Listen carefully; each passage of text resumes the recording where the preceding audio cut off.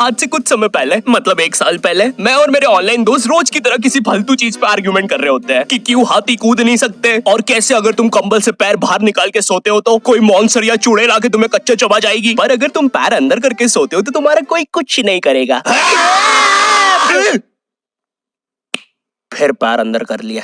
तू अगली बार मिल, बताता हूँ तुझे। चैन से सोएगा ना अब तू। ले तेरा लाइट ऑन कर दिया, अब ठंड में बिस्तर से उठना पड़ेगा। ले तेरा पंखा भी ऑन कर दिया अब तो ऐसी किसी बात पे आर्ग्यूमेंट चल रहा होता है तो उसी बीच न जाने मेरे दिमाग में क्या आता है और मैं बोलता हूँ, तुम लोग अच्छे लोग हो, हमें मिलना चाहिए। ये सुन के भैया सन्नाटा मच गया। हाँ क्या बोला तूने? आयु तुझे पता है ना ऑनलाइन दोस्त कभी मिल नहीं सकते। इनफैक्ट ऑनलाइन दोस्त जैसी तो कोई चीज ही नहीं होती, हम सब तो रोबोट है। आयु तू हमारा दोस्त हो ही नहीं सकता, हम जा रहे हैं। फिर उन लोगों ने एक दूसरे के गले में हाथ डाला और न जाने क्यों गुस्से में डोरेमोन का थीम सॉन्ग गाने लग गए, वो भी तमिल में।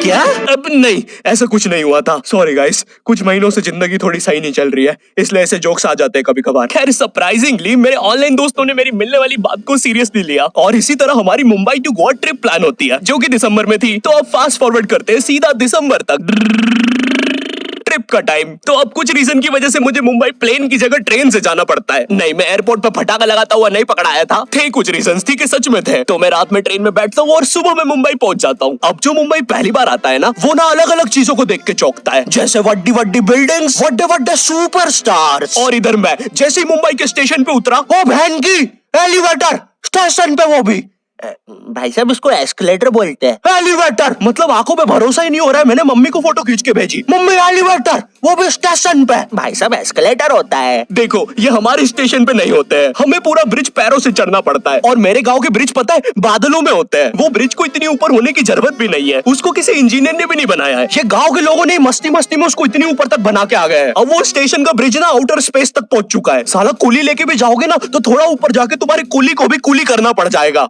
भाई साहब कुली करना पड़ेगा। अरे किया तो है तुम्हें। अरे आपको ने मुझे कुली करना पड़ेगा। रुको कुली।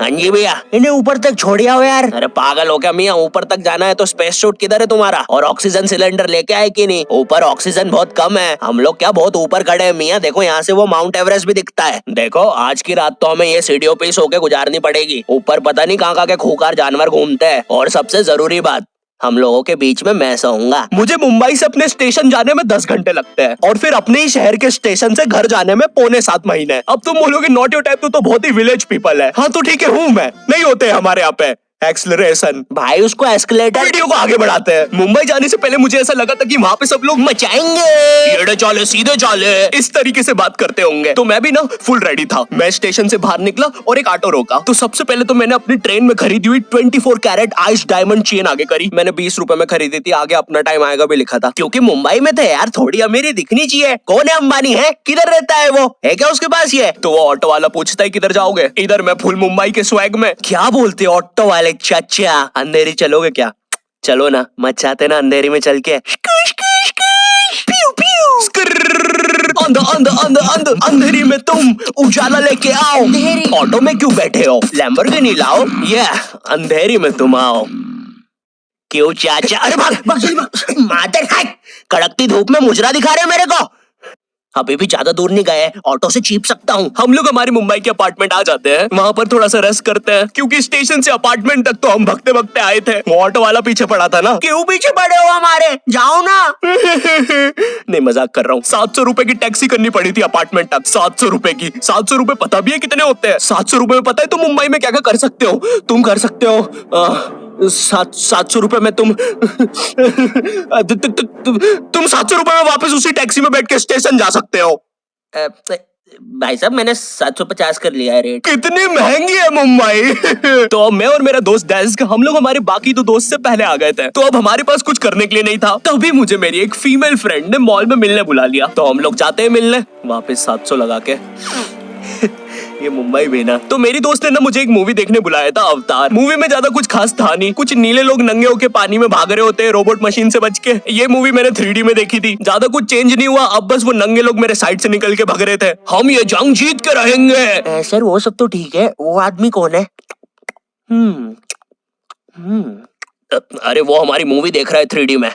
उसे तो मजा ही आ जाएगा जब हम सब नंगे होके उसके सामने से भागेंगे। मेरी बात सुनो सब लोग, हम लोग उसके बहुत पास से भागेंगे लेकिन उसे टच नहीं करेंगे। जिमी मैंने तो अपने हाथ भी गीले कर लिए सुसु से। जैसे ही मैं नंगा होके उसके पास से भागूंगा अपने हाथ उस पे लपलपा दूंगा। चीटों से उसे लगेगा मूवी और रियल है। मेरी जिस फ्रेंड ने मुझे मॉल में बुलाया था उस दिन उसका बर्थडे था और मैं इधर बेशरम बेहया खाली हाथ गया था, बिल्कुल उस लेंडू बच्चे की तरह जो बर्थडे पार्टी में खाली हाथ आ जाता है। फ्री का नमकीन और केक दे दो बस उसे। तो ये बच्चा इधर मैं था। चीजें अभी इधर खत्म नहीं हुई हैं। उस बंदी ने फिर मुझे गिफ्ट दे दिया। चीजें अब सीरियस हो गई है। दुनिया का सबसे बड़ा क्राइम इधर, ठीक है इधर है, और फिर आता है किसी के बर्थडे पे उनसे ही गिफ्ट ले लेना इधर। पहले तो मुझे समझ में नहीं आया कि ये बंदी मुझे टॉन्ट मार रही है कि सच में गिफ्ट दे रही है। मुझे उस समय इतनी ज्यादा शर्म की अनुभूति और आभास हो रहा था, मेरा मन कर रहा था उठ के भाग जाऊं वहां से।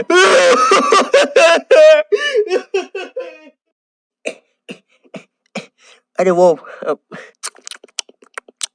बाहर बहुत गर्मी है ना, इसलिए मैंने सोचा स्प्राइट पी लूं आके। और पेरी पेरी फ्राइज भी मेरे फेवरेट है।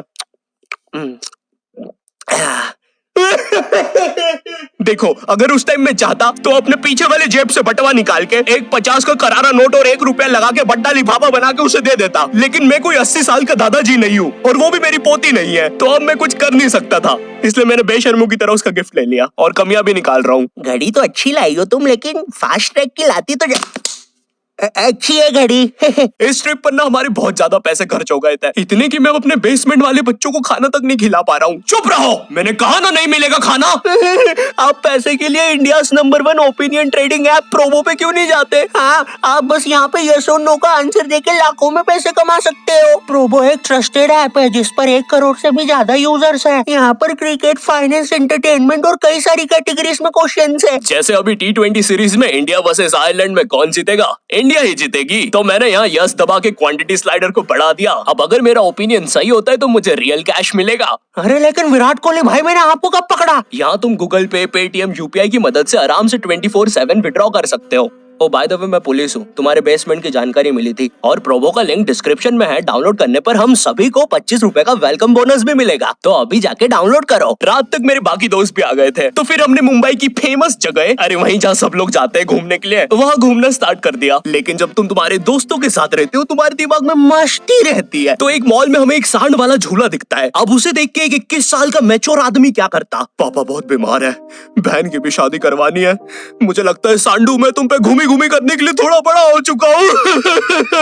लेकिन मेरे 21 साल के दोस्त ने क्या किया? घूमी घूमी। अब यहाँ एक सांड को दूसरे सांड पे चढ़ता हुआ देख हमें भी मस्ती छूटी। हम भी भाग के वो झूले के पास, भैया और तेज चलाओ, भैया और तेज, भैया और चलाओ तेज। मैं मुंबई में एंग्री प्रास से भी मिला था। उन्होंने मुझे अपनी बिल्ली से खेलने दिया था और अपना मास्क भी पहनने दिया था। अच्छा चलो मास्क मैंने बिना पूछे पहन लिया था, कैमरा फुटेज में तो आ ही गया हूँ मैं वहाँ पर अपने मैनेजर सौरभ भैया से भी मिला था। हम लोग मुंबई में लास्ट में जूहू बीच पर गए थे। वहाँ पर सब कुछ बढ़िया था, ठंडी ठंडी हवाएं चल रही थी, सब कुछ बढ़िया था। लेकिन फिर आसमान में कहीं से उड़ने वाली बंदर प्रजाति छा गई। ये बंदर प्रजाति फुग्गे की बनी थी। मेरा नाम है बुबली बंदर, मैं इंसानियत पे कब्जा करने आया हूँ, तो चुपचाप अपने घुटने।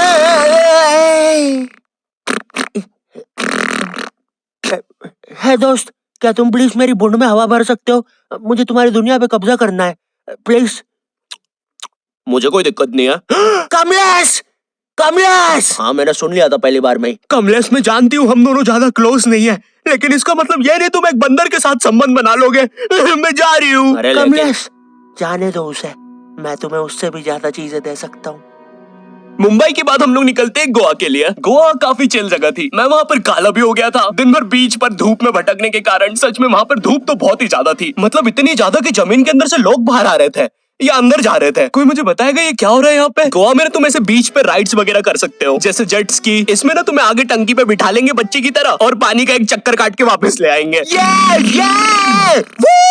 ये चलो ना। अरे हो गया भैया। अरे हम तो किनारे से ही वापस आ गए। इसके बाद आती है कुछ जानलेवा राइड्स, डेंजर राइड, जिसमें तुम्हें बोट से समुद्र के बीचों बीच ले जाएंगे और पतंगा बना के उड़ा देंगे। एक और चीज रहती है, जब तुम समुद्र के बीचों बीच पहुंचते हो ना, तो वो बोट वाला तुमसे पूछता है कि तुम्हें पानी में जाना है क्या। तो अब यहाँ पे जिसको तैरना नहीं आता है वो तो कुछ नहीं बोलेगा, लेकिन उस समय मेरे दिमाग में पता नहीं क्या चल रहा था कि मुझे पूरे गोवा के एक्सपीरियंस लेने हैं। मुझे तैरना नहीं आता है, मैं उतर गया समुद्र में। शुरुआत के 2.25 सेकंड तो कुछ भी नहीं हुआ, फिर पानी मुझे नीचे खींचने लगता है।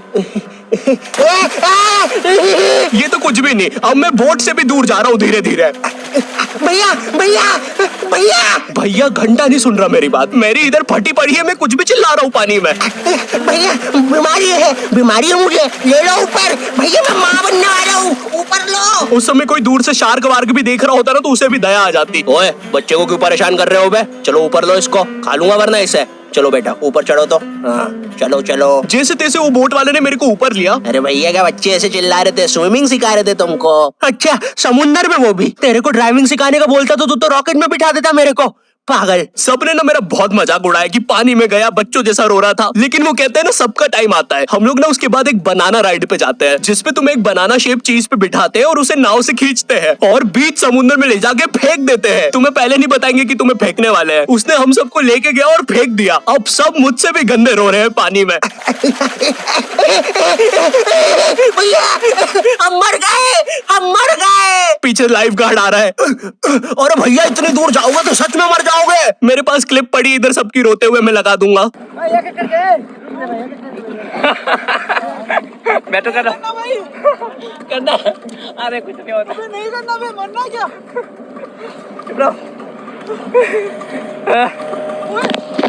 नहीं करना भाई।